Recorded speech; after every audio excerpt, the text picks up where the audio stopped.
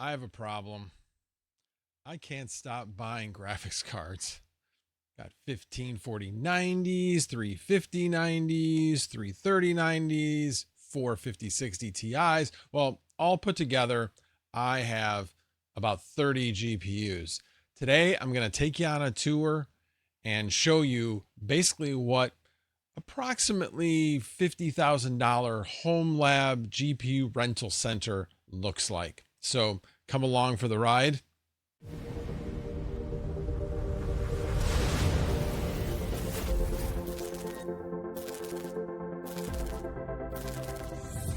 This is what my current, well, most of my current home lab looks like. Most of it's in the basement in this single rack. Basically, it's about 30 GPUs, about 12 total machines. Obviously, you guys will be able to count along the way as I go through them all. Currently, I have almost all of them on Vast AI. I do have 3 on Salad, and then I have some that are working on some crypto projects as nodes as well. Some that probably won't be around for very much longer. I'll probably repurpose for something else. The star of the show is actually my Octo server. Love this thing. It's a behemoth. It's a 32 core, 64 thread epic processor with plenty of PCI lanes, or I should say enough PCIe lanes for 6 full 16 lane GPUs. I have 6 4090s in this rig, and this rig currently is making about $1.70 an hour. So it does really well. You'll notice as I quote these prices, these are on the lower side, but they stay consistently rented and stay consistently making money as opposed to trying to go after those pie in the sky pricing. Oh, I did also want to mention that I was lucky enough to win this Octo server at Mining Disrupt 2024. So thank you to Octo server. I have put it to good use and I do very much appreciate it. One additional comment to make about the Octo server is that I recently changed from doing a minimum of 2 GPUs per instance to 1. And that seemed to make a big difference. I can't do anything other than either 6, 2, or 1 as my minimum number of GPUs. 6 doesn't seem to get rented because it doesn't fall within any of the standard searches. And 2 isn't a sweet spot. So I tend to find that I don't get rented as often. So I recently made the change to 1, and now it seems to be rented much more consistently over the last week or so. So next up, we've got the Beast is what I call it. It's an open air H12 SSL server. H12 SSL is the motherboard. It's by Supermicro. I also have an Epic in that. That's a single Epic, again, with plenty of PCIe lanes. But in this one, I have 8. But because I have 8, I'm only able to run on 8 lanes of PCIe for each GPU, which really hasn't been a problem. It stays consistently rented.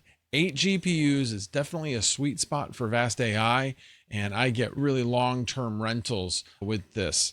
It does have 8 4090s on it. It makes over $2 an hour. So after that, I've got 3 5090s. Those are obviously relatively newer to the stable.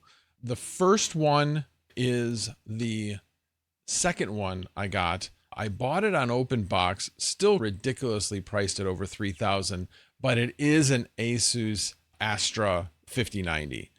And if you've read up on them, this seems to be the best from a power connection standpoint. So I did want to get one of these. Interestingly enough, it's the only one that's not rented. Go figure. It is on a 5600, a 6-core processor. Wondering if that might have something to do with it.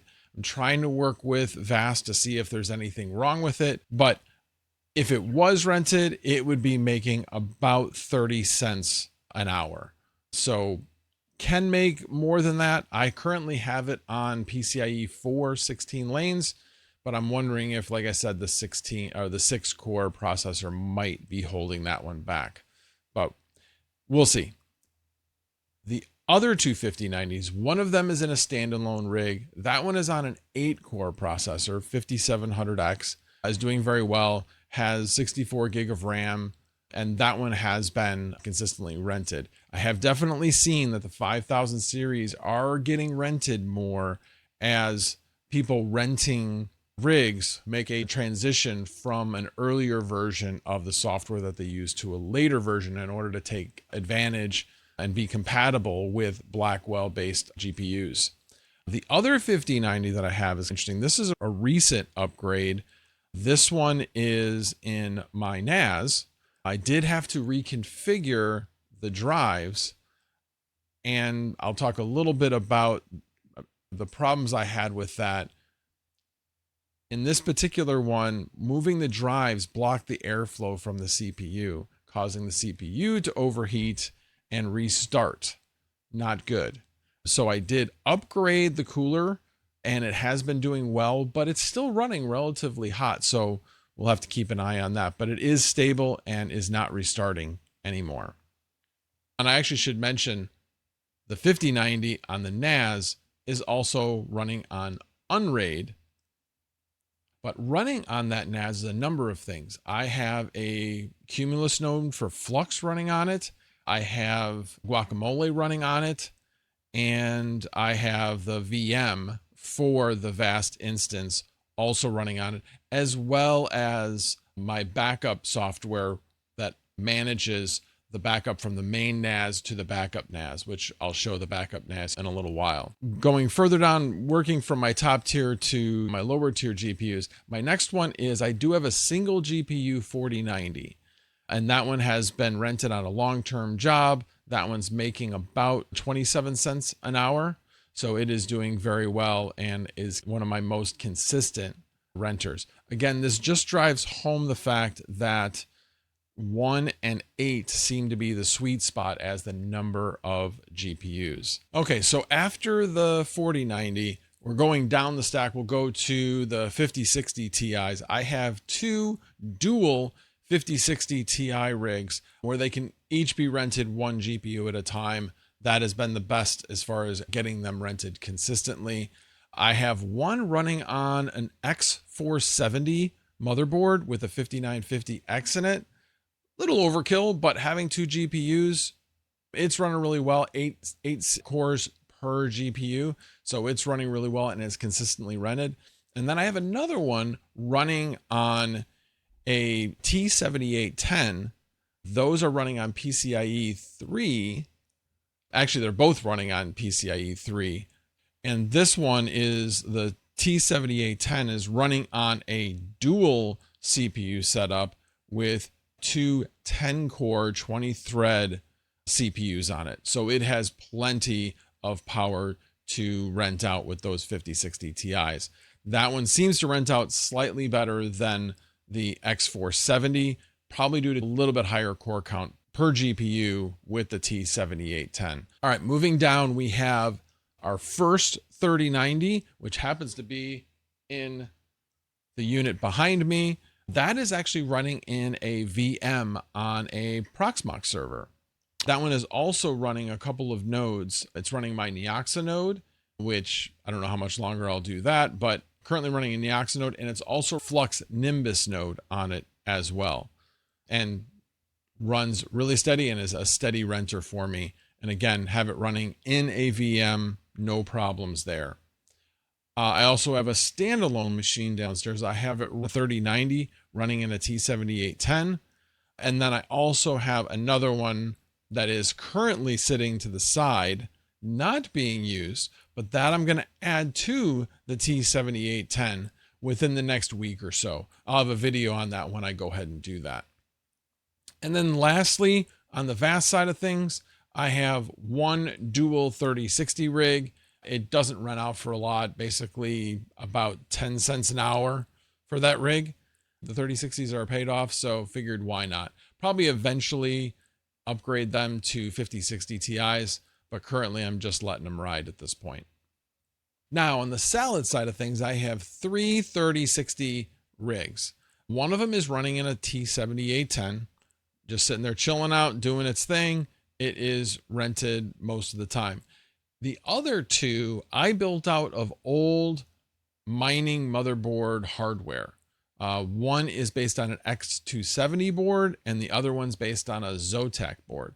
They're both running with 32 gig of RAM on an i7 7700 processor. They get rented, and the investment to bring them up to spec was about $150 each. And we'll see if I'm able to make that investment back. If not, I could always take these out and build them into small little computers that could sell out for about $300 or something like that. So we'll see what I end up deciding to do with these. But right now they've been rented about 75% of the time or so. I also have a couple of nodes running in the basement. I have a Tempe node that is running in the basement, which you see. And that is built off of an old i5, I think it's 4th gen processor. And I have a 3060 Ti in there. That's all that's required to get the top tier for a Synaptron node. So I set that up and it just runs and it's reliable. I also have two ETCMC nodes. Yes, good old ETC POW. I have two of those nodes running. I have one running in the basement on an HP Elite Desk, an old i5 processor. Again, plenty of power to run the node. I also have a NUC sitting on my desk right in front of me that is also running an ETCMC node, which really thinking about repurposing that to something else at some point. I have a couple of Raspberry Pis that I'm thinking about repurposing, but got some extra hardware that we'll see what I end up doing with them. And then lastly, in the basement, I have my Backup NAS. Right now, that's running really well. I did recently add a 5 terabyte hard drive and had to replace the 10 terabyte hard drive because I accidentally ripped out the power connector from the drive. Not good, but thankfully I had a spare 10 terabit drive that I was able to put back in and get it back up and running as quickly as possible. Now, running that much in the basement has its challenges. The first one that I had to tackle was the heat. So as you can see here, I have an outlet fan that originally started as a 1-fan outlet. We recently expanded it to a 2-fan outlet. Definitely helped, and we shut off one of the fans if it gets down to about 80 degrees in the basement. Otherwise, it's just outputting the 2 fans into a window well and to the outside. I also have 2 windows that are bringing air in, mostly passively, but I do have 2 fans helping to bring it in. One of them does, I think, a little bit better than the other one. But in both of these cases, I could turn them into inlets.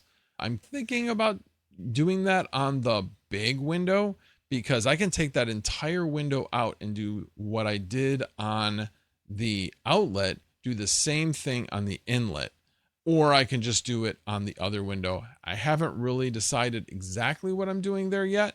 Let me know down in the comments what you think I should do as far as airflow for the next step in order to bring in more hardware, which would generate even more heat.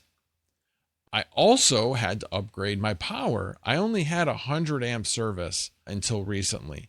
So now that I have 200 amp service, I have 3 30 amp circuits that I can use. Currently, I'm only using 2 of them, so I can expand into a third one.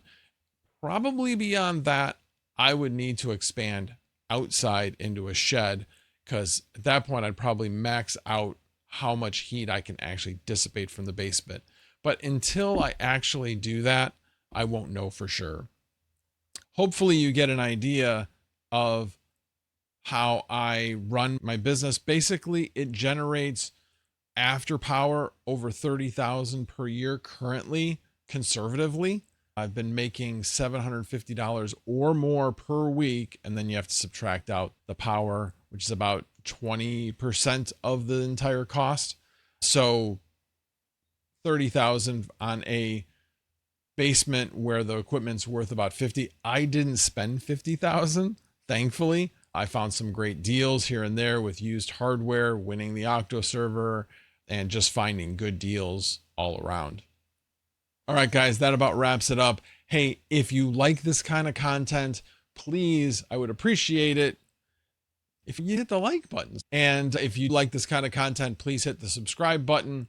I do have one-on-ones, a limited number of one-on-ones available, and that will also be linked in the description and in a pinned comment below. So go ahead and schedule one of those if you're looking for some assistance on how to run a setup, get started in running a setup such as this. If you're having trouble getting a VAST rig running, I'd be happy to discuss it with you. So go ahead and book a one-on-one. That's all I got for you today. And as always, no tabs were harmed in the making of this video. Have a good one.